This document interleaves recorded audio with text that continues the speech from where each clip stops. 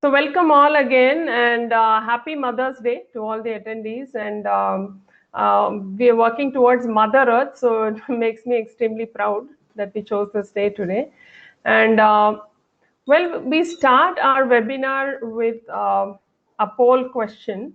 Nandakishore, we can have the poll question.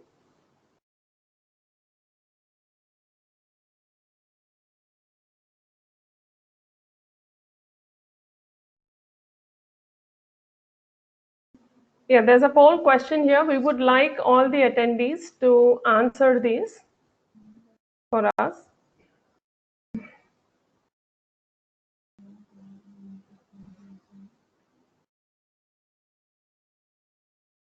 We'll wait for 30 seconds till everyone takes the poll, and then we'll move on with the session.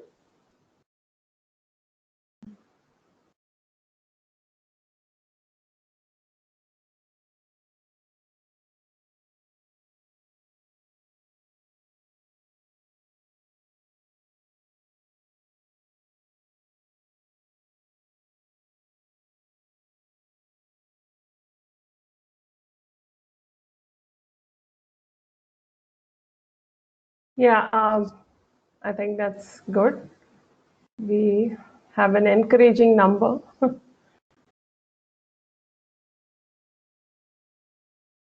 Yeah, we'll move on to the session, Nandakishore. Yeah, so welcome all again to Water Dialogues 2020. It is aptly called this because, like all of you know, Niti Aayog report says Hyderabad is one of the cities to run out of groundwater in the year 2020, including 20 other cities. So this is really something to think about and worry about, because we are already in 2020 and we are wading the COVID pandemic as well. So this is another silent war waiting to happen. So we really need to act now, and we need to act aggressively to improve our groundwater levels. Most of you might be knowing that today the water for the city comes from 200 kilometers away from the Krishna and Godavari beds, and also the Kaleshwaram, which is away from the city. So what's happening with our sources in the city? So we do not have any resources, and we have run out of groundwater. Most areas you can see is headed towards a drought, as in groundwater. So if you actually see the status of our streams, aquifers, channels, we have gone deeper and deeper and mined a lot, and urbanization being the primary reason and the rise in population. But traditionally, you see, they had the wisdom to build more than 3,000 tanks in Hyderabad and around in Telangana. But most of these tanks also are not maintained today, or they are gone. We need to have that. I mean, if we had those 3,000 tanks, we probably can manage even with today's population. So the kind of vision, the future vision that they had is missing today. We've lost that language. So what do we do to, can we even help ourselves today? Is there a way out? This is why we are going to have this dialogue with two eminent speakers with us today who have done fantastic achievements. One is Professor Giridhar and, from JNTU, and MV Ramachandrudu from the NGO Vasan. So here is our webinar agenda today. So we're going to have a talk by Professor Giridhar, starting with what is really rainwater and water, and because most of us are just connected to the tap and tanker, we are not really connected to water in the larger perspective. Followed by the talk by Ramachandrudu, and he has done some fantastic work in the rural areas and also starting to work in the urban scenario. And we will see what we are doing as an effort by the Rainwater Project to pull up the groundwater resources. And we have a good 15-20 minutes for a question and answer session, where you can pose your questions on chat and we will take those questions and answer. And please stay to the end of the webinar because it's a very, very interesting challenge. It is a level 1 challenge for a do-it-yourself rainwater harvesting filter. So it's going to be very, very interesting to take part in it. So without wasting much time, I move on to Professor Giridhar Garu, who has done some exemplary work in the JNTU campus. He basically heads the Water Resources Committee and Water Resources uh, Water Resources Center in JNTU, and he has, his work speaks. I mean, more than describing what he has done, I've been very impressed. Many times I've been to the campus and heard him talk. I've been very, very impressed with very simple techniques that he has used, and what an achievement! What a massive achievement! I mean, saving 10 crores of liters every year is not a small achievement, and really we applaud your efforts, sir. And we move on to Professor Giridhar Garu to hear from you about what you have done, sir. Thank you for being with us today. Thank you, Kalpana. Good morning, friends. My name is Giridhar. I am working as a professor at Center for Water Resources, JNTU, Kukatpalli. So this is the good time to start because just rainy season is entering and Kalpana has initiated this webinar. This is very good initiation, and immediately after this webinar, we can go and harvest the rain immediately without forgetting. So first, let us we'll in the 10 minutes we'll discuss the need of the rainwater harvesting, and as an individual how we can do the harvesting, and end of the presentation I'll explain how what we have done at JNTU campus. This is the 10 minutes duration presentation. All of us knows, Murli, put the first slide only. All of us knows rainwater is coming from the atmosphere, and it is a crystal clear water, and we played at our childhood and we enjoyed, and now somehow most of us are not harvesting the rain because of the various reasons. But we studied in our basic sciences saying that our body requires fresh water, and 85% weight of the body is filled with the water, 95% in the brain is full of the water. But with our busy situations, busy conditions, we never bothered what type of water we are drinking and sending into our body, because in the market we have various types of water, starting from the atmospheric water, lake water, soil water, sea water, lake river water, canal water, and rainwater, bottled water. Out of all these waters, we can say rainwater is the first water, and all other water is derived from the rainwater. We can also say it is a secondary water. Means the source is rainwater, that is a pollution free with respect to the physical parameters, chemical parameters, biological parameters, and heavy metals. As long as it doesn't touch the ground. When if we can harvest with our hands, if you see the first slide, it is a traditional method. You can use the cloth and filter it and store it into a tank, and we can go for a drinking. But touches the ground, it starts getting polluted with the industrial waste, with the sewage, with the, all other electronic gadgets, religious waste. So all these waste comes and joins into that water. That what flows longer distances, then mixed with the other pollutions. So that pollution may be a physical pollution, maybe a chemical pollution, maybe a heavy metal contamination, but rainwater is the pollution free. It is a crystal clear. We also studied in our basic sciences drinking water is supposed to be colorless, tasteless, and odorless. Just think how many of us, whatever we are drinking the bottled water under the umbrella of Bisleri, Aquafina, whatever the brand, is it a odorless? If it is a odor, the basic sciences says then it's not drinkable. Is it a tasteless? It is having some taste. Maybe adding sugar, maybe salt. There is some taste in the water. When there is a taste, our basic sciences says it is not good for drinking. But when you take with the rainwater, it is a pH is nearer to 7, and it is a crystal clear without any contamination and without any physical, chemical, biological parameters. This is the need. This is the rainwater harvesting. So now, after understanding this, and if you convince with this statement with our basic sciences what we have studied, now it is our responsibility to store the rainwater, use the water for drinking and all other purposes.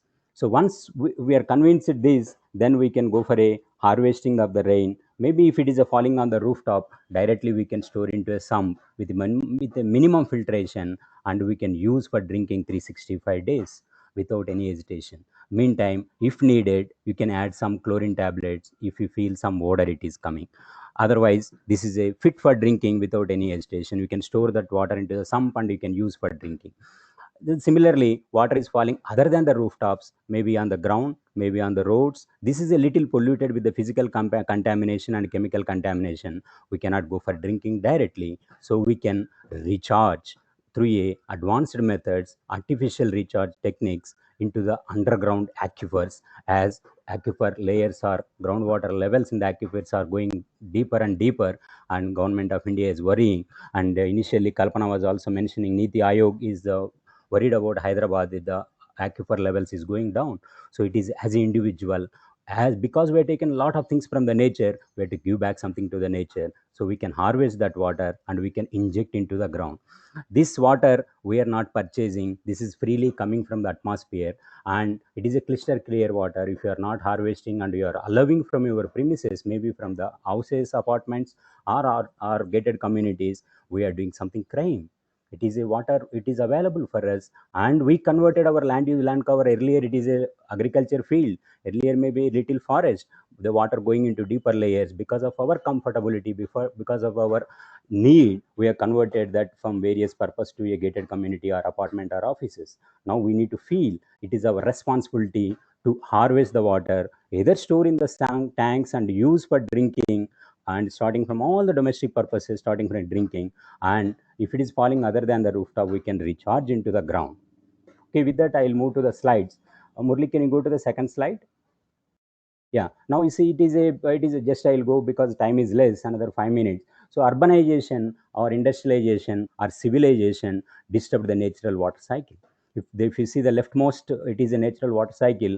Nature knows how water need to be distributed into the water, into the soil, onto the atmosphere, and comes back. This is the nature, but we disturbed it, which is the second side. This is the urban water cycle, and we converted the permeable land into impermeable land in the way of roads, in the way of buildings, or any other purposes. Because of that, water is not going into the deeper layers, groundwater layers are depleted. And as the civilization is increased, our consumption is increased, fresh water we're converting into dirty water and releasing into that. So now if you see the rightmost, that is towards a more sustainable water cycle, because we cannot stop urbanization, we cannot stop industrialization, we cannot stop civilization. But as an individual, as a community, we can move towards urban water cycle. That's what SDG 6, Sustainable Development Goal 6, it says water and sanitation, hygienization, it is important. So whatever the water falling on your premises, harvest it without going a single drop of water away from your place. Suppose if you have living in a 200 square meters house in a Hyderabad, approximately you receive 2 lakh liters of water by spending less than 1,000 rupees. How I'll tell you? You have a rooftop, it is constructed already, no more investment required. Rainfall is coming freely, and it is coming from the rooftop to the ground, and we are allowing either into the seaways or into onto the road. Instead, that vertical pipe, if you put another horizontal pipe and guide that till it reaches to some, means you need to have another horizontal pipe, maybe 100 feet, 50 feet, 20 feet, depends on your location. It costs nearly 1,000 rupees or 1,500 only. And this 1,500 spending, and in a year you can get 2 lakh liters of water. Even if you say, because it is a fresh water, even if you give 1 rupee, you are getting 2 lakh rupees. On the other side, you are purchasing uh, water under the name of mineral water, which is costing a minimum of 1 rupee per 1 liter. And here you are saving the water instead of spending the water.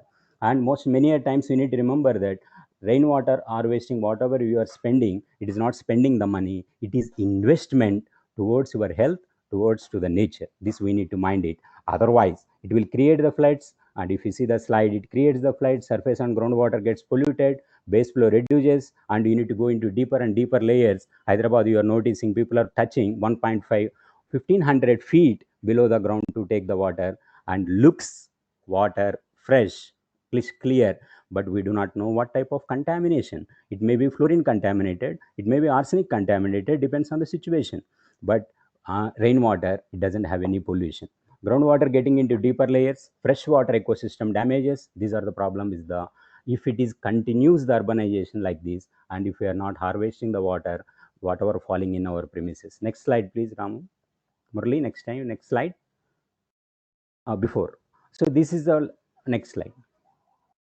So if you see the leftmost, this was a nature. Water was going slowly in the river, and 365 days it was flowing, or seasonally 150 days. Even if you recall, if you are coming from the villages, that water, small river, small canal, Wagu flowing nearby to your village used to flow 100 days, 150 days. But the same river now, it is a dried, because earlier the leftmost, if you see, the entire area works used to work as a sponge.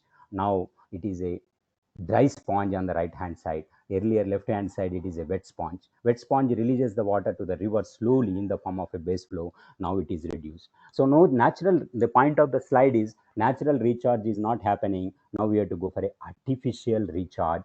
Allow the water to channelize at a particular point, from there inject into the ground. Next slide. And whatever the surface water it is there, other than the rainwater, we also discussed there is a various types of water, starting from the rainwater, all other water we discussed. These all may contains, before slide please, before, one slide before slide, one more slide before, one more slide, sorry. So this surface water may include organic substances, inorganic substances, human waste, agriculture waste, food processing waste, chlorinated solvents, ammonia, chemicals and fertilizers, and heavy metals. So now we have to decide whether you want to drink this type of surface water, where we are not aware what type of contaminant in that, and we have to test for all this material. It is impossible before drinking a glass of water. The solution for is rainwater. Rainwater is away from organic and inorganic substances, human waste, agriculture waste, food processing waste, chlorinated solvent, ammonia, chemicals and fertilizers, many more. Next slide. So this is today's thinking. So even if you tilt the umbrella within a fraction of a second, we can fill that water, we can fill the bowl, but we depend on the secondary sources for drinking. We need to question ourselves. The secondary source of water is coming or derived from the rainwater with the pollution load. Please think. Next slide. So this is the water cycle. So if you have a rooftop water, just I was mentioning, if you observe in the leftmost left side, there is a rooftop pipeline is coming from the roof to bottom, connect with the horizontal pipe. This was I mentioning into a sump. Sump is already constructed, building is already constructed, this pipeline is already there. This horizontal pipe only at invest. This is hardly cost 1000 to 1500 rupees without any waste of water coming into the sump. If it is excess, recharge into the ground, it will recharge your bore well. This is what is sustainable water cycle. Next slide. So this is the now we, with understanding all these, whereas working in a water JNTU as a center for water resources, we want to be role model to the society. We constructed nearly 30 recharge structures in the campus, and we are harvesting nearly 10 crore liters of water on a yearly basis. Next slide. So these are the recharge wells going into the deeper layers. This is not a blanket sheet, it is a perforated sheet with the perforations 125 micron, very fine microns whole size. It goes the water into deeper line. Earlier slide, it is a storage of the water and used for domestic purpose. Next slide. So this is the 4-layer mechanism in the JNTU campus we did it. Next slide. And next slide. This. So we also done some work in the fluoride affected area in the Nalgonda, where we constructed rainwater harvesting system. If you see the third column, that is 24th May 2007, the fluoride concentration is, if I am reading vertically, 7.45, 6.23, 5.09, 5.16, 5.3. And if you see horizontally, within 2 years, we could able to reduce from 7.45 to 1.36. This is a simple dilution concept. If you have a salt water in your in a glass, if you put more salt, it becomes salty. And if you put fresh water, that is a rainwater, salt concentration reduces. Similarly, the fluoride affected area, it is coming from the underground with the fluoride leachates. So if you add fresh water, it reduces. This can be applied in the area wherever it is near to the coastal area, wherever nearer to the arsenic area. Any underground water problem, if it is there, if you inject the rainwater into the aquifers, it gets diluted and quality improves. Next slide. So, Murli, can you play the video presentation of 1 second? So now we are going to see the video which we have done in the JNTU campus. This is the perforated rainwater or perforated chute is there. So you can see the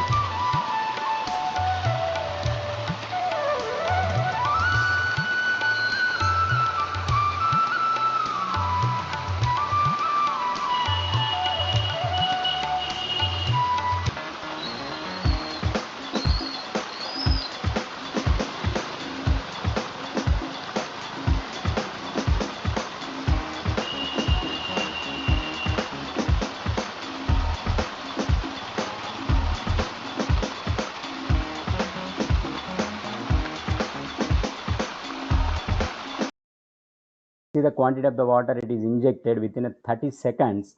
Huge quantity of the water is injected through the perforated geotextile into the aquifers, which was going that water as a waste. That is, after filtration, it is going into the deeper layers. The water quality is improved, greenery is improved in the campus, and levels with 10 feet. The summer season, the water is available. Okay. Thank you so much for patient hearing. Thank you, Kalpana and other team. Thank you. Thank you, sir. That was a wonderful presentation and a clear understanding of really what is rainwater and how pure. In our own house, we drink rainwater, so we can vouch for the last 8 years. That's been the best water, and we actually drink this water. And we are not tanker dependent, so it's true that tanker water and every other water is polluted, and 70% of our sewage is also not treated by the city, so it is all around us. So the moment rainwater reaches the ground, you can imagine the kind of contaminants. And if we up our water levels in our ground resources like bore wells and such, we can also stay away from is the big message Giridhar Garu is trying to tell us. And without any delay, now we move on to our next speaker, M.V. Ramacharlu. He's been a civil engineer and also an environmental planner, and he's done some exemplary work in the rural areas. If you know, 70% of our population lives in villages, and they need a lot of help too. And through Vasan NGO and other NGOs he's worked with, he's been able to achieve something nobody can actually imagine. It's a fantastic effort, and you will agree with me after you've heard him talk. And it's about understanding a watershed. See, so this is something we all don't understand. What is really a watershed? Larger perspective, what is water? So let's understand from Ram himself. Ram, you can begin your talk. Yeah. Good morning, everyone, on the webinar. This is Ram Chandru. Thanks for the kind introduction by Kalpana. Now, basically, my presentation is organized into 3 parts. The first part is about my brief background, which was already made. My experience has been largely in the rural areas, particularly on watershed management program, also in drought proofing and rain-fed agriculture related issues. In this context, we worked a lot on groundwater and surface water and river streams in a rural context on watershed basis. And then the third part is largely what can we do in an urban context like Hyderabad. This is how my presentation is organized. I think I'll skip my background and all, which is already made. I quickly go to my water management related experiences in rural areas. Basically, Vasan has worked with around 1 lakh and odd families in different parts of India, AP and Telangana. The basic idea is to promote rainwater on watershed principles through various technical options, pump ponds, tanks, recharge structures, trenches, many other things are there. And we also promoted water use efficiency in agriculture by doing health, putting drip and sprinkler systems, by charging wells and deaning wells. We also promoted shared water infrastructure. You can see a video film at the end of my presentation. Similarly, we trained several local youth, 10th class, 12th class passed, young fellows on groundwater management and water management issues, and promoted groundwater management committee operational regulated use of groundwater. This, I think, helped in reducing the water demand in the context of agriculture and also in drought. Similarly, I also have experience in wash sector, where we also promoted shared infrastructure like toilet blocks and water facilities, water reuse in these toilet blocks and things like that. I live in. I mean, this is basically a kind of visual picture that we generally use to explain about watershed context. If you see this particular area, we generally call this watershed. These line the outer areas and also streams. We also call them drainage lines, and where water flows. When rain falls on the surface, it flows through streams, and ultimately it comes out of this. This is called watershed outlet. The entire rainfall comes onto this area, finally comes out of this particular point, which is called outlet of the watershed. In this particular area, we identify farmers who belong to various pockets of the land, and we form various groups of these farmers, and we develop action plans for each farmer. That's Hyderabad, the rainwater project also. The city is divided into several blocks like this, and we want to address block by block by solving water related issues there. While this background is, it will be explained a little more clearly by Kalpana. I just wanted to put some questions to our audience who broadly belong to Hyderabad. I think we need basically some kind of mindset change. Largely when we talk about water and water related issues, we generally blame governments and say that somebody else should solve the problem, and I'm not part of the problem. I think this idea, this kind of mindset should change. We are all part of them. We should find solutions ourselves. I think to take responsibility, urban citizens are actually stealing water from rural areas. As already explained by Kalpana and Girdhar Garu, we are getting water from 200 kilometers away from the city. We do not have any right. While we are spoiling our water resources locally, Musi is nothing but a filthy stream of water now, and it was not like that earlier.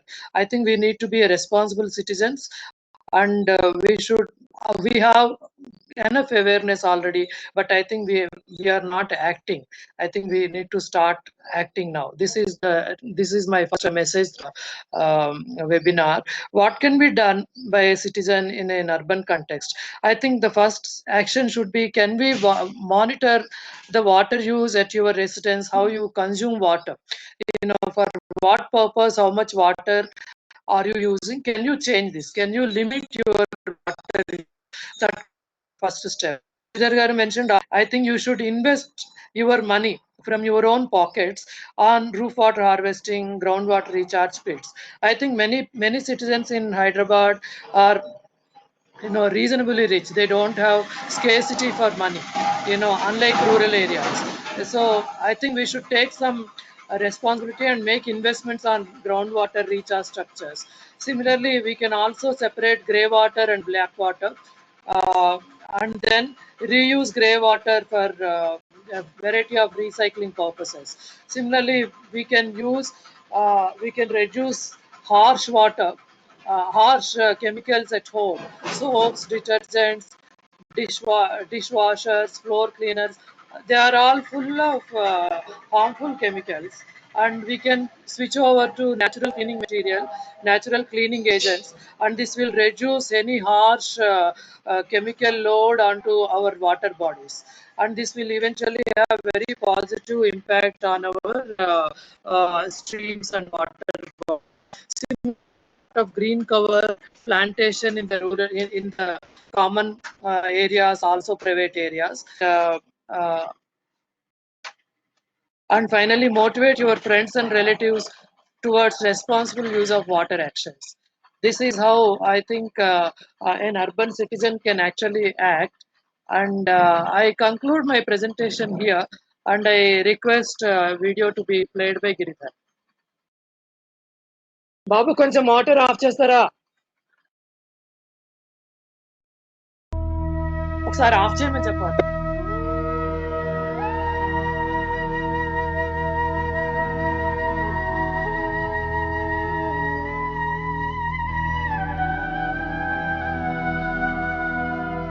The groundwater situation in Telangana is not very encouraging because as per the latest reports, many of the mandals are coming under critical and grey areas. And groundwater is very, very important for three reasons. One is drinking water needs are supplied by the groundwater, and many of the crops are rain dependent, and also cattle living in area, they also depend on groundwater a lot for their survival.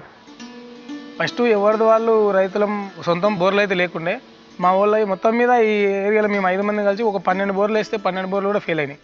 ఒకరిని చూసి ఒకరు కొత్త బోర్లు వేయడము, అందులో నష్టపోవడము, రైతులు కరువు నుంచి కాపాడుకోవడానికి బోర్ల ప్రయత్నం చేసినప్పుడు అందులో అప్పులతోటి ఆత్మహత్యలు చేసుకునడం అనేది చూసిన తర్వాత దీన్ని ఏ విధంగానైనా కానీ మనము తగ్గించాలి అనే ఉద్దేశంతో వాసనలో 2007లో చెల్లాపూర్లో ఈ ఉమ్మడి నీటి యాజమాన్యం అనేది మేము మొదలుపెట్టినాము. అయితే కీలక దశలో ఇరిగేషన్ అందించే ఒక విధానాన్ని ఏర్పాటు చేస్తే వర్షాధార ప్రాంతాలకి బాగా ఉపయోగంగా ఉంటుందని ఆశించి మేము కొన్ని ప్రయోగాలు చేద్దామనుకున్నాము. అందులో భాగంగా కరువు కవచం అన్న కార్యక్రమంలో మేము భూగర్భ జలాల గురించి రకరకాల ప్రయోగాలు చేశాము. ఆ ప్రయోగాల్లో ముఖ్యంగా బోర్వెల్ ఉన్న రైతులు బోర్వెల్ లేని రైతులతో నీరు పంచుకోవడం, ఒక వాటర్ గ్రిడ్ని ఏర్పాటు చేయడము, బోర్వెల్స్ అన్ని పూల్ చేయడం అన్నది చేశాము. అక్వాడామ్ వాళ్ళ సహకారంతో ఎన్ని ఎకరాలకు సరిపోతుంది అనేది బోర్వెల్ సర్వేలో భాగంగా నీళ్ళు ఎన్ని ఉన్నాయని కొలిపించడం నేర్పుతాము.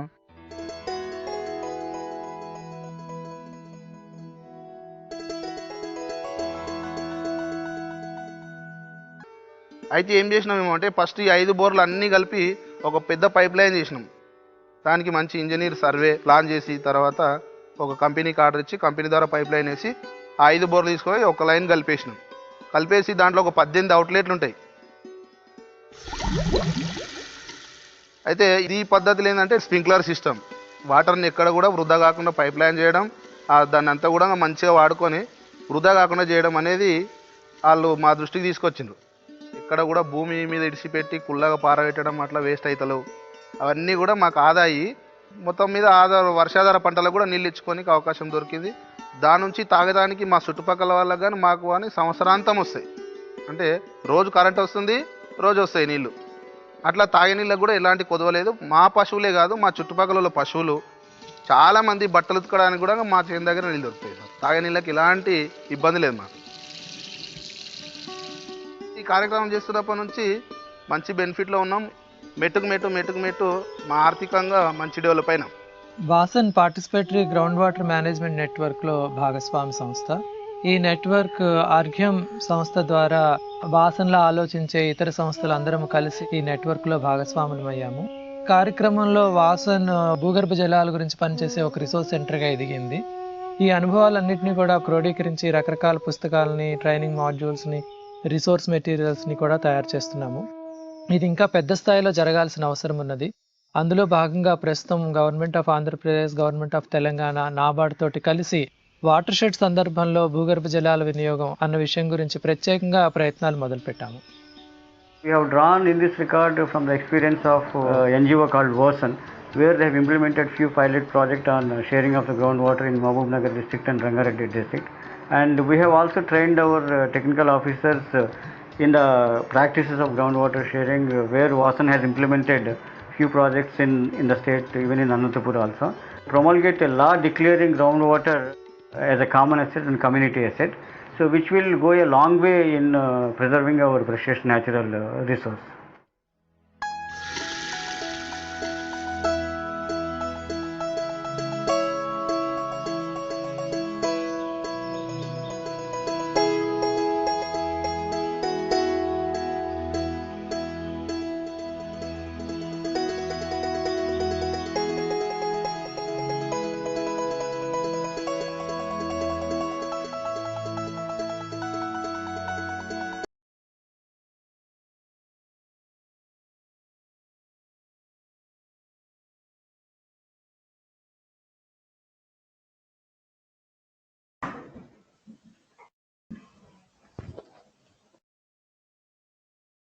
Hello.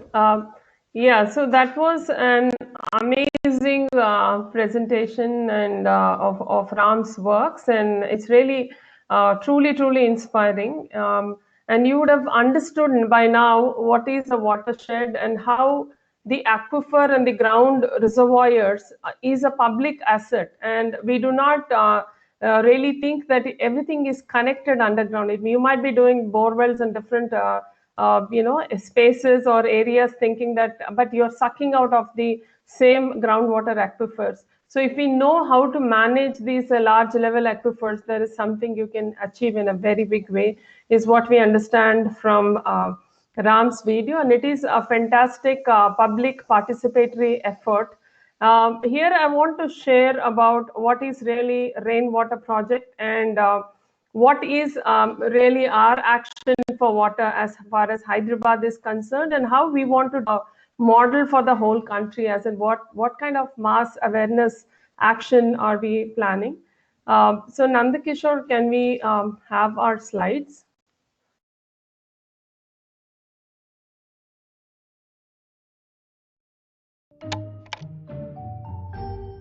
In May 2019, Chennai, the sixth biggest city in India, almost ran out of water. The situation has reached a crisis point. Chennai is suffering from severe water crisis. Most residents, in fact, are buying water from tankers at a time when reservoirs around the city have also dried up. Not just Chennai. Most Indian cities are staring at a day zero, a day when there's going to be no water.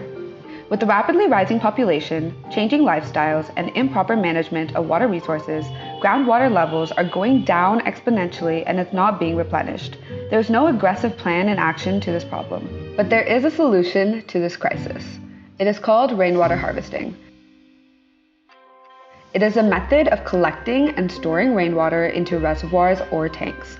There are multiple ways to do that. If we do it right, we'll not only have more water available, we can solve other problems like groundwater contamination and urban flooding as well. And since we are running out of time, we need to do this at scale. By integrating science, technology, and design, we have built a cohesive system which provides every possible method to make sure that you never run out of water.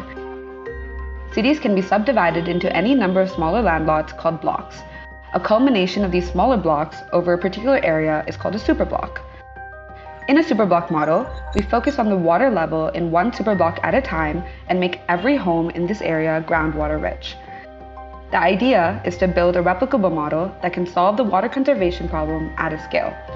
To begin with, we have divided Hyderabad into 98 superblocks. We're launching the Blue Hyderabad campaign on World Water Day, 22nd March 2020, so that together we can all harvest rainwater one block at a time. Here's where you can register.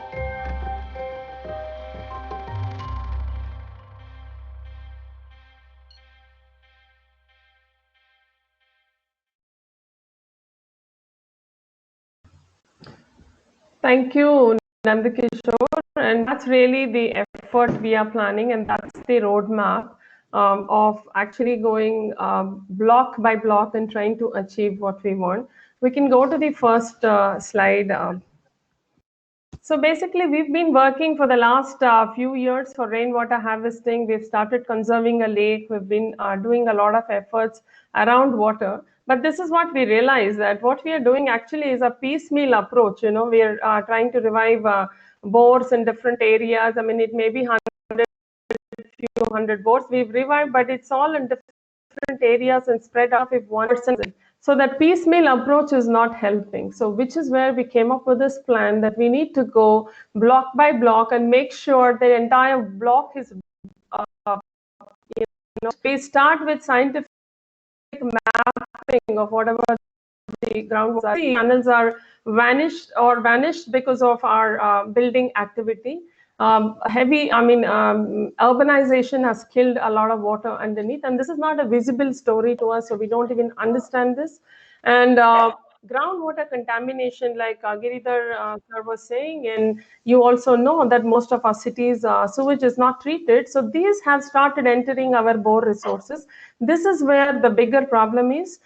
We spend lakhs in hospitals and we spend lakhs on tankers. So not knowing how to really, how smart are we is really something we need to.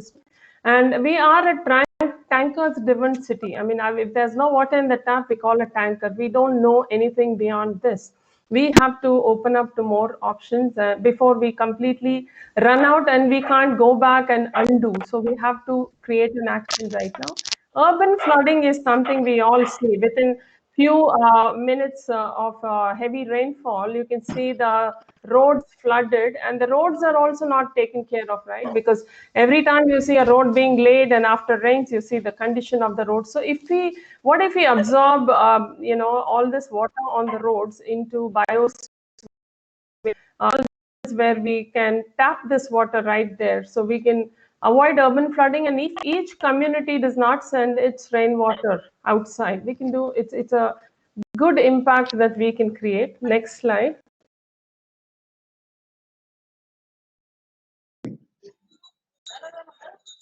Yeah, so we started dividing Hyderabad into 98 basin. Essentially is a micro watershed. Now you've understood what is a micro, is a watershed from Ram's presentation. So taking a block by block, so we've started working on a first block, and among 98 basins, the first block based on our water conservation efforts around a couple of lakes and community building that we have done.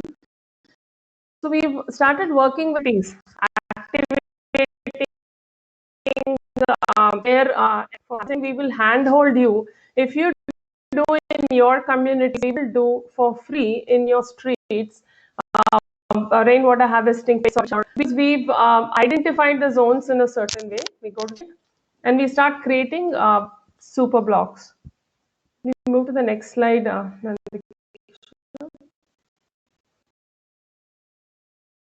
We've realized is rainwater harvesting pits have been the same. I mean, we've not really moved from the way we think rainwater harvesting today. Rainwater harvesting is also about storing, reusing.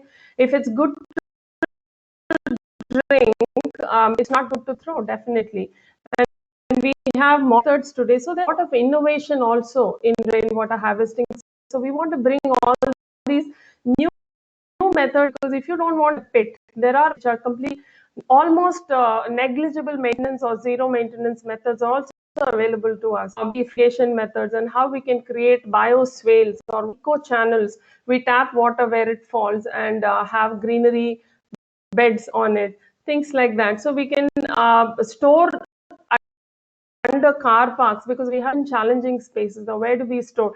Under a car park, you have quite a bit of water, and you can actually drive a car on top of it. So there's no dearth of space. And also there are basements end to end. So what are the solutions for those? So we have several solutions we have come up with for urban challenging spaces as well. Because we wanted to move from the same old age-old method that we are following till date. I mean, if you go to any government sites or any sites, we're only seeing the same methodology and methods. We have to move out from that, because today's conditions are different. And not only rainwater harvesting pits and rainwater recharge wells are going to save us today. We need to talk about urban forestry. We need to talk about increasing cover. We need to talk about how the open lands picked up on the surface. We need to rejuvenate them and have more trees. Water can be sucked into the earth, so, and build check dams. So there are a lot of methods to do this rainwater harvesting, and this is what we are trying to do as a rainwater. So we guide people. We also help implement, get you vendors, or do training programs for your plumbers, so that they can empower themselves to do these methods. Next slide.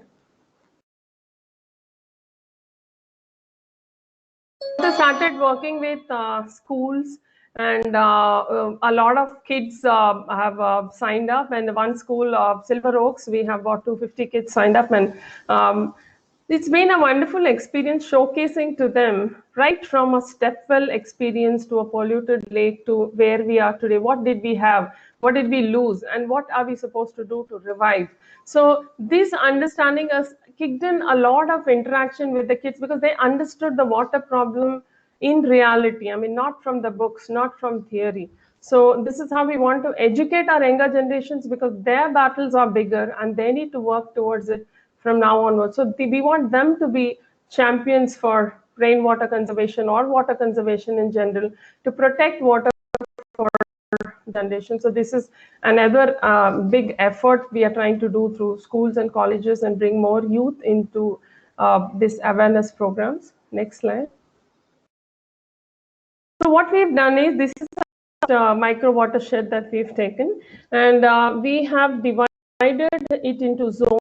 Like you can see the green zone, red zone, orange zone, and a blue zone. The blue zone basically is the flood prone zone. So we need to do a lot of intervention, send back to the earth, make a lot, reuse that water in their own sumps with a simple filter for the rooftop water and send it directly to your sump and connect the overflow to the dead bores already existing. This is a very simple intervention, probably cost 15 to 20K, and this can be done. So if you don't have any dead borewell, you can put it on the streets, and we can, actually do a common rainwater harvesting pits, and 2-3 buildings can actually put your overflow water into it, and this will actually activate your other bores as well. The orange zone is basically aquifer zone. There is a certain way to do rainwater harvesting in this zone. The red zone, what you see, is where most building rooftops are. So there is a certain action planned in this zone. And the green zone is where it used to have green cover, but right now there is not much green cover. So even with this zone, funnily having even 30% of open lands, still there is a shortage of water because the land on top is caked up, and of course the roads, impermeable surfaces, a lot of impermeable surfaces, so there's not much rainwater that is going into the ground, and it is creating a high water stress. So we've studied the area the way it is to be, and the interventions are planned according to this kind of mapping that we've done. We go to the last slide. So this is what we are offering as a rainwater project to communities in this basin, that if you take a model block of about 32 buildings in it, 200 plus families in it. So if the communities do at least, let's say 8 rainwater harvesting pits within their communities, or install about 14 to 20 rain filters, which simply connected to the rooftop and take it to your sump. We as a rainwater project will help build 4 large rainwater harvesting pits on the road and at least 1 or 2 injection bores in your water logging zones. So it will be an effort where you do something and we do. Like if you save in each block, if there's 21 million liters that we can save in this block, about 32 thousand square yard space, about 8 acre space. If you save 7 million liters of rainwater, we will help you save 14 millions of water. So this is a very fantastic approach, and this is, I think, an opportunity for communities to pick up and work. We may be working in this zone, but you can activate your communities in your zones across the city or even across the country and start doing rainwater harvesting with the rooftops that are existing in your communities. And when you come together as a community or societies or RWAs, you can pick up this model where you can do rainwater harvesting in common areas and arrest the water right there. So you'll be enhancing all the bore resources, and we'll be able to do a large level effort to restore our groundwater. Like I said, only pits are not going to help. We have to do a lot of green layered forests, bioswales. There's a lot of efforts that need to be done overall, and also protecting our lakes, open wells, rejuvenating our open wells is also part of the plan. Yeah, and the Kishore, I think we're.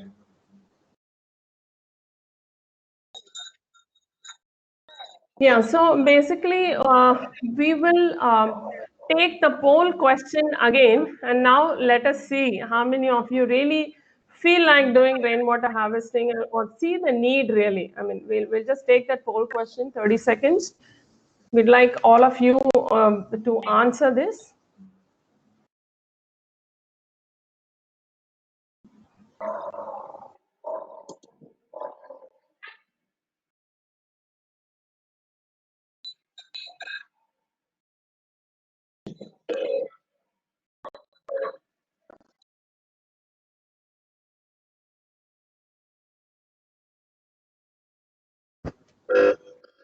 Yeah, so we're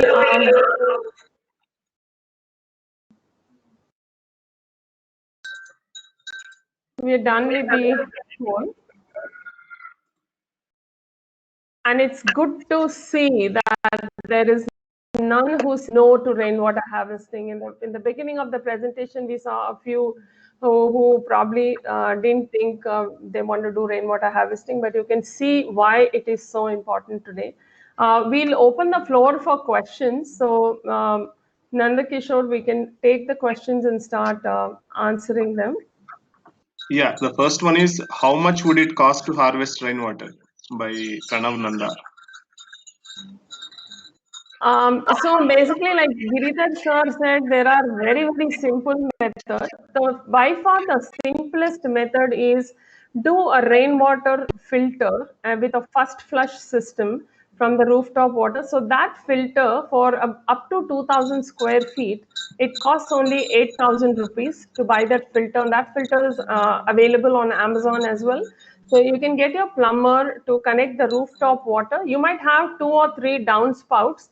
We can connect all of it to one point and have this filter with a first flush system. After the first 2 rains, then the water starts getting filtered and goes directly to your sump. And so 35 days, 40 days, a number of days that you get rain, you don't need any other water than this. But the overflow to the sump has to be connected to a rainwater harvesting pit. You can choose to do this pit near your existing bore, or if you have a dead bore, it's simply question of putting this pipe directly into the dead bore. So you have the pipes coming down already from your rooftops. You fix with the filter 8,000. Then the piping, it depends on where is your sump really. I mean, is it closer to this filter that you're planning, or so it's just merely the length of the pipes that you have to spend on, and a overflow pipe that can be connected to your dead borewell. If you do not have any borewells or dead borewells, like I said, few communities together can dig a pit right outside, in the common areas, and then you can have all your rainwater overflows into that. So you're reusing and recharging, and this whole thing might not probably cost you more than 20K, depending on the length of the pipes. Like I said, that is variable because it depends on each household. So it's site specific. Thanks, Kalpana. I think we have a lot of questions, so we are running short of time. I So think let's see how we can. We can choose the most important questions. Okay. So what if you make a new type of road which allows vehicles to pass through and also lets the water go through the gaps and save the water? Will it help? A suggestion looks like. So basically, we are talking about permeable surfaces on roads.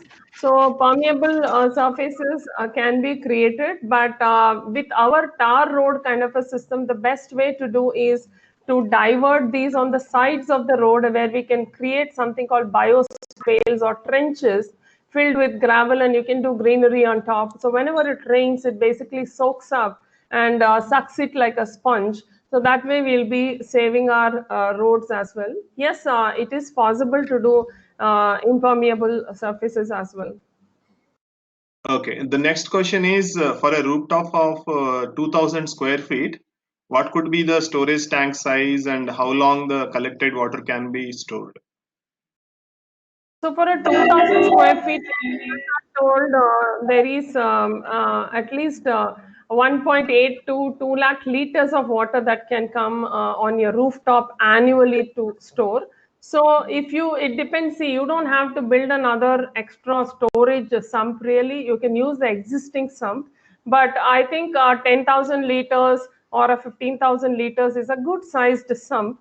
If you have up to 20,000 liters, even better.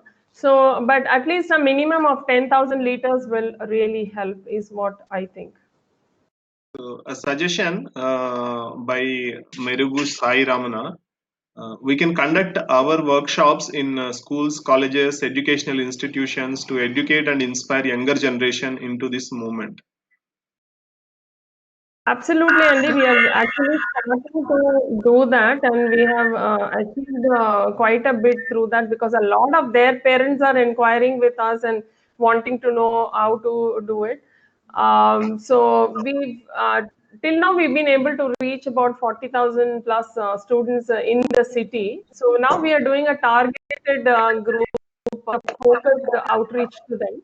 And each of these students will create an action for water. So that's the ultimate goal. And yes, of course, the whole city is available to us. And if we have more volunteers coming to us, we can do a training session and we can take it city-wide. So through the kids, we can sensitize the adults is what is the plan. Okay. Another question is, Can I make a point here? yeah. Yes. Hello, can I make a point here? This is Ram here. See, this particular approach of creating awareness among children, no, while it is important, we should do, but I would like to challenge the participants in the webinar. You know, you are all decision makers, you are, and I'm sure most of you need to do water harvesting also. Why don't you just get into action? Why do you think of awareness again? You know, at least if you start with yourself, others will follow. You know, children learning and doing it when they grow up and putting pressure on the parents will happen. But my request to all participants, as a decision maker, as a concerned person about water, you should think what I would like to do now, not about others. I think this attitude is very important. Don't push this agenda to children and school. Push it to yourself. Do it yourself. You know, that's the whole idea. You know, you have enough awareness. Why are you not doing it yourself? This is the challenge I am posing to you. Please don't escape putting effort to students and children. That will happen. That is very important. I'm not undermining the effort at all. Please don't mistake me. But I'm only imploring all of you to take responsibility to your own shoulders, your own home, your own. No, don't talk about children right now. You tell what I should do. And I do. Sure. I think that's the Sure, purpose Ram. of this initiative. Yeah, sure, Ram. So the next question is, in an individual apartment in Nizampet, which is a rocky area, is RWH possible? Giridhar sir, do you want to answer this question? Yes, it's possible. It is possible. Either you can go for a storage of the water, or you can also do the rainwater recharge in the rocky area also. In fact, it is more suitable in the rocky areas. So how is it done? Anything you want to tell them, sir? When you say recharge, how in a rocky area can we do recharge? Yeah, they can go for a drilling of a dedicated bore well up to a depth of 200 feet, and then they can allow the water to enter through the bore well to the aquifers. Means you are trying to create a pipeline from surface to subsurface. It's a easy. It Sir, is very if you easy. hit rock all the way, let's say till 200 feet also you hit rock, I mean, then the water will backflow, right? So we need to do some sort of a testing to understand where we do this bore well, sir. Yes, generally, it is we have earth crust, we have unconfined aquifer followed by confined aquifer. So in unconfined aquifer, it has some fractures will be there, some leaks will be there, water penetrate through that. The other way is we can also do the scientific testing. What are the breaks or fractures we have? And simple method is if you have a bore well done by neighbors, so we can test them at what level water has touched the bore, at what while drilling, at what level water, at what depth the water touched. That depth it shows that there is a opening for water to store. Generally, it is 200 feet. Generally, it is 200 feet is ideal. That is what government of India also suggested. Sure, sir. So further, you can be sure by doing these. There is a sounding test. I mean, there's an ultrasound test that you can do also to understand the fracture, where you hit the fracture, and you can pay for this test and then get yourself to dig the bore as well. Yes. So that will be Yes. a little more scientific approach to do.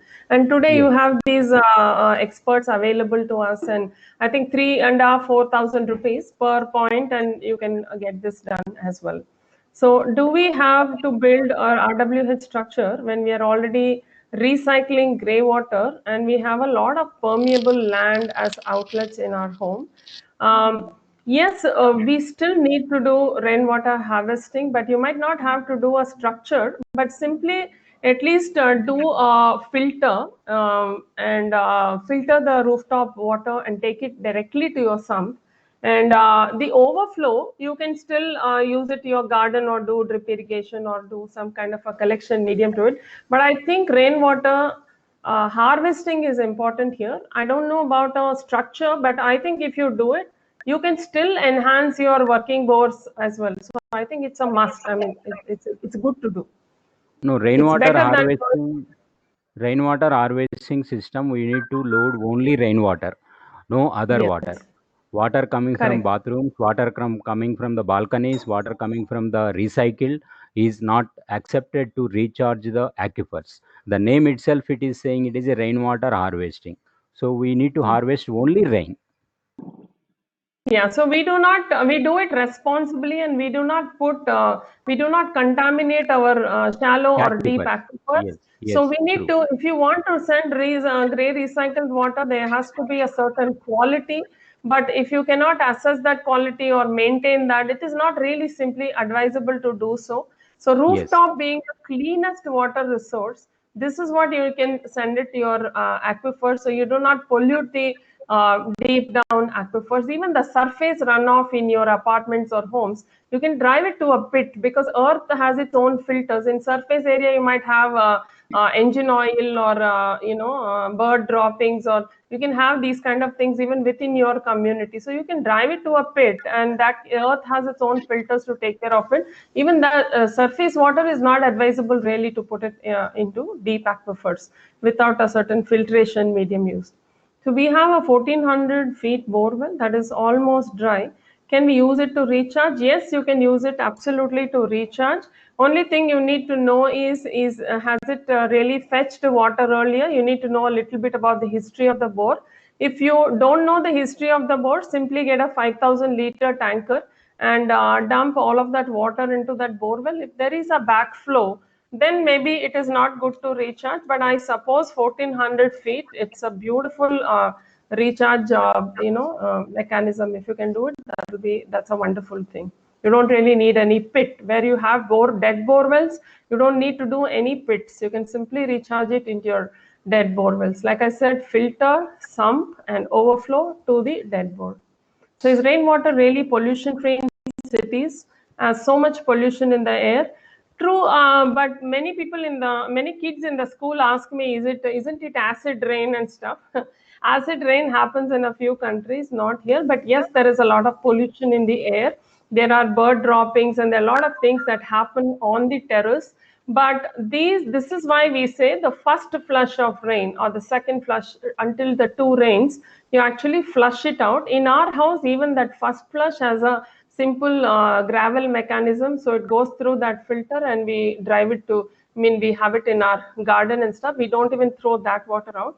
But first flush mechanism ideally is for that we don't pass it through the filter and take it to your sump. The first and second rains are basically driven out.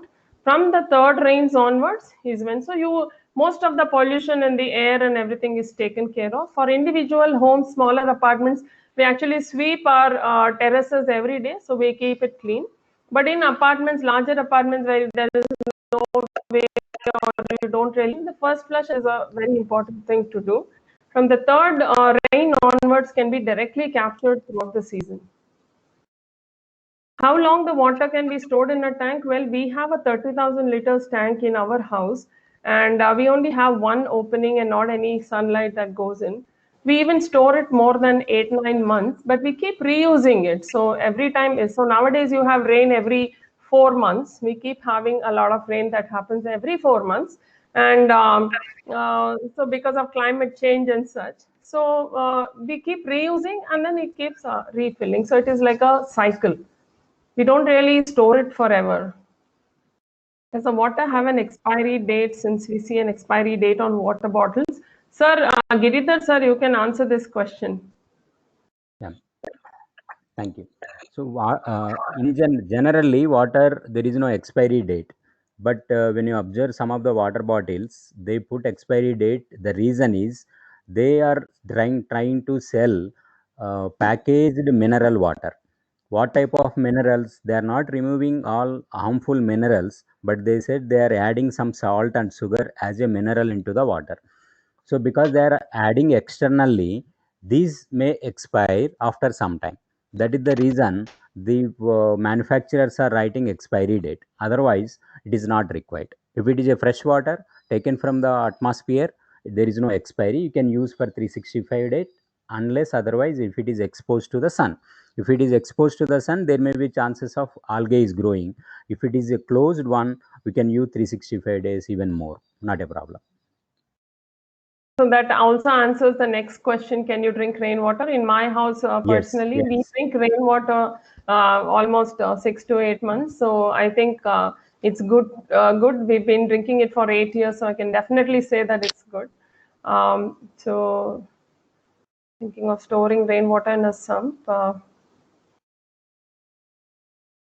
Can we pay and hire someone to design in our house? Yes, the rainwater project, you can reach us out at the info at the rainwater project, and we can help you in whatever way you want.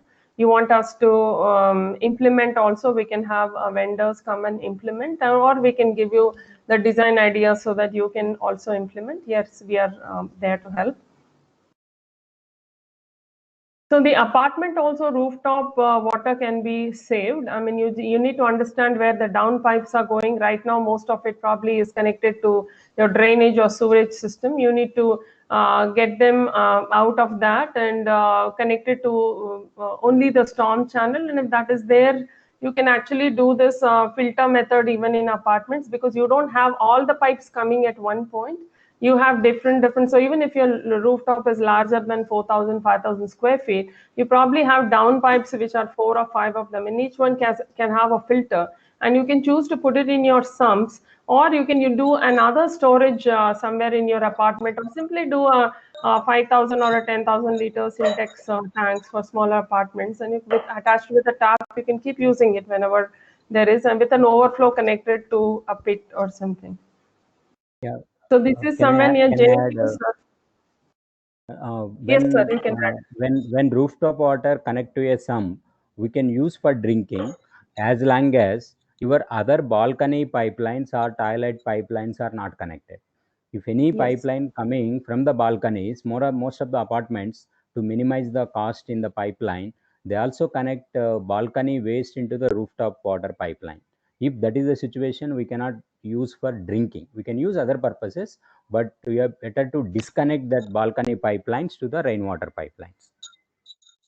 Yes, sir. And because in balconies, a lot of people have their pets also, so there may be some fecal waste, and there may be some other things in the balcony which also gets to contaminate the rainwater.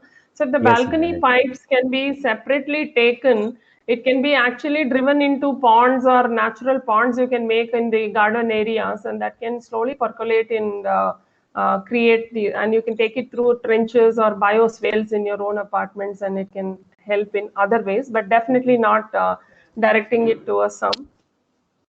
So this is a question from a community next to JNTU. Hello. So they say they're asking, if you do recharge, the owner is saying if the water will fill up in the lower areas in the colony. So No, that is not correct. So water generally, when we recharge, what underground water flow is very slow. It is a 0.003 meters per second, depends on the soil condition. It is very slow, and it is available. If the statement is correct, every time water is supposed to be available at the lower end only, even if you are not doing recharge, right? So it is not correct. yeah. If you recharge near to your bore well, unless otherwise your aquifer is full, it will not go to the next line, because water level maintains a straight, right? So even that is the reason in the building system also, when the people construct houses, they use the water as the level measurement. No need to worry, it will not move to the local area, low lying areas. It will be available nearer to the recharge zone. So yes, we are working with builders, and we are, in fact, that is part of the rainwater project agenda, to outreach to build ask them to do it, because that's the easiest way to do it when the building is being created, where there are many options to make it happen, rather than try to re-engineer things after the building has come up. So yes, we are doing a huge outreach through builders and trying to reach them through CREDAI and TREDAI as well. We will enable all those. We have a lot of work that was supposed to happen, and we've kind of backlogged a bit with the COVID situation, but we are still outreaching to communities and stuff.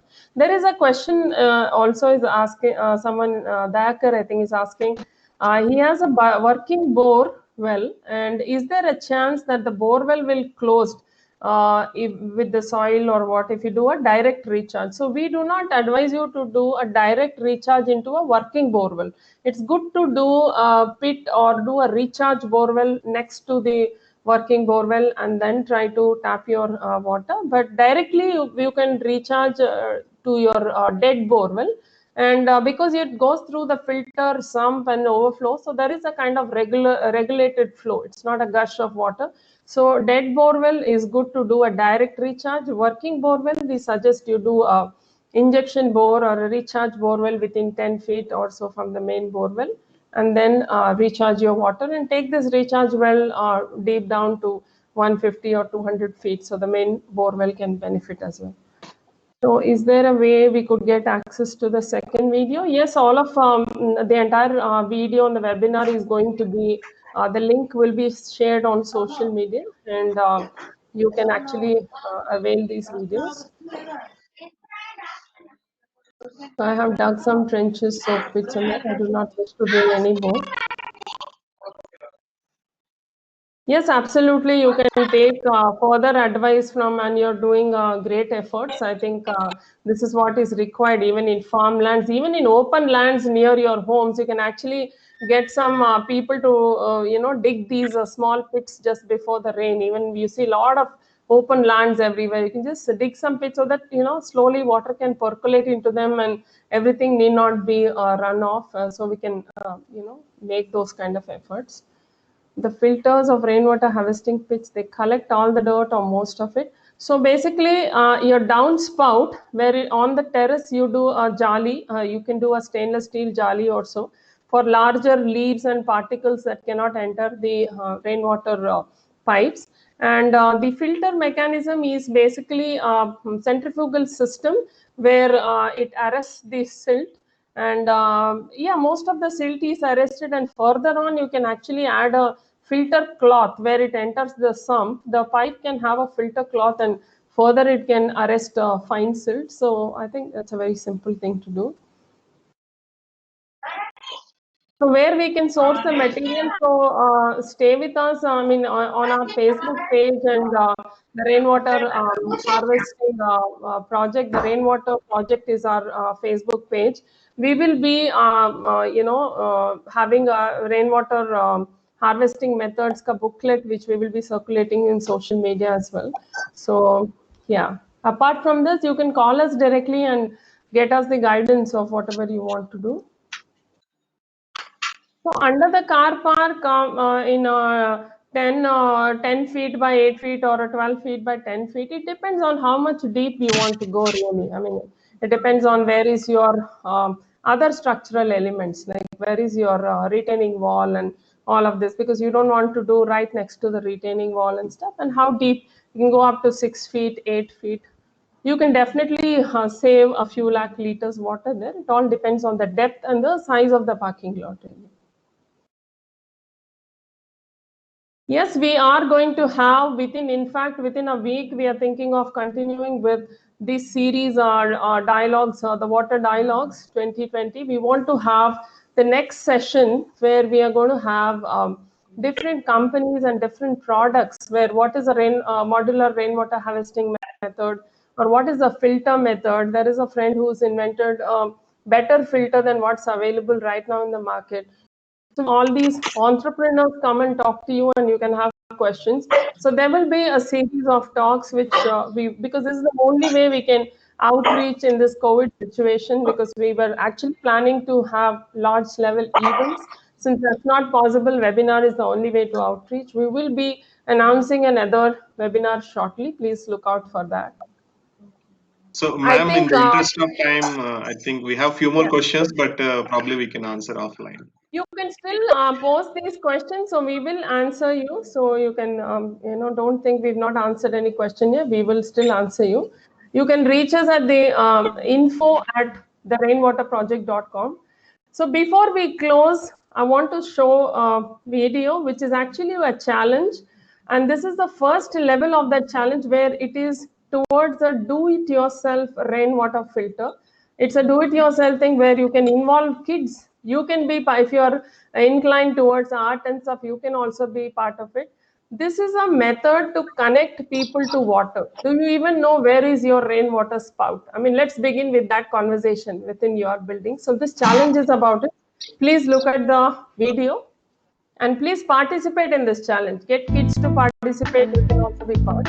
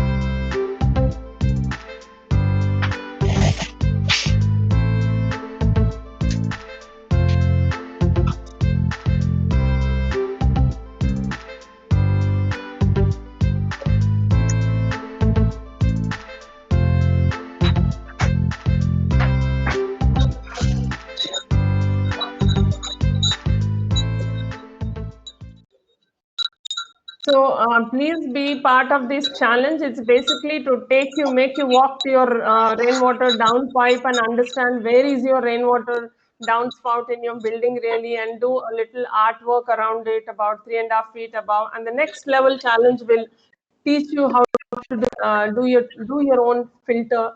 So involve kids and you also get involved. Send us your entries by 20th May. And there are prizes to be won. You can actually win filters for your own buildings by participating in this challenge. We will pick few buildings where we'll give you free filters or tap aerators as prizes. Please involve your kids because this is a thinking point for them and it will make them act. I mean, because we don't want thinkers today, we want doers. So please participate in this challenge. And thanks a lot, Giridhar Garu, for your most useful insights. And thank you, Ram. And thank all the attendees who've attended. I'm sure you're enlightened a little more to really act and do your rainwater harvesting diligently. And please look forward to the next series in this webinar for Water Dialogues 2020. And all of these sessions will be very, very useful to you. And hope to connect with you all soon. Thank you so much. Thank you, Nandakishore and Murli. I cannot even thank you guys enough for pulling this whole thing together so flawlessly. Thank you so much again. Thank you all. Thank you. Thank you. Thank you. Thank you. Thanks very much. Yeah.